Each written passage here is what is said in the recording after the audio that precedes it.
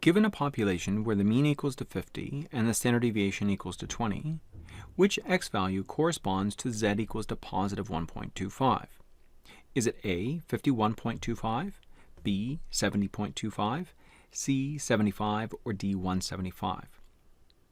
Okay, so all of these potential answers are greater than 50. So they all go with positive z-scores. So we can't eliminate any one of them right off the bat.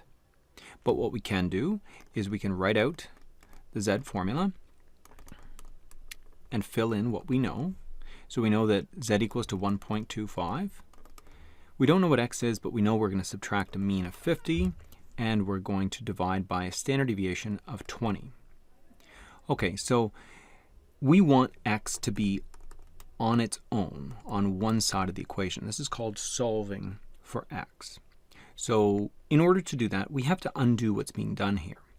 Now, two things are being done to x. We're subtracting 50. We're also dividing by 20. I always go after the division first. So I always do multiply by 20 in order to cancel these. But why do I do that? Why don't I add 50 first in order to cancel these ones out? Well, it doesn't really work out nicely because you're not actually subtracting simply just 50. You're subtracting 50 over 20. So it gets a little bit complicated and a little bit messy if you try and deal with breaking up this term first. Think of this as being one term. It's not a good idea to tackle this first. If you have a denominator, so if you're dividing by some value, if you're dividing this whole term by some value, go after that first. It's going to be a lot easier to work out mathematically. These ones cancel, and I'm left with 20 times 1.25 on this side.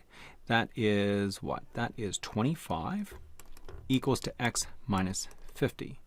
Now I can add 50 to this side and add 50 to this side. This will cancel out over on this side, and I'm left with 75 equals to x, or another way of saying that is x equals to 75. So my answer is C.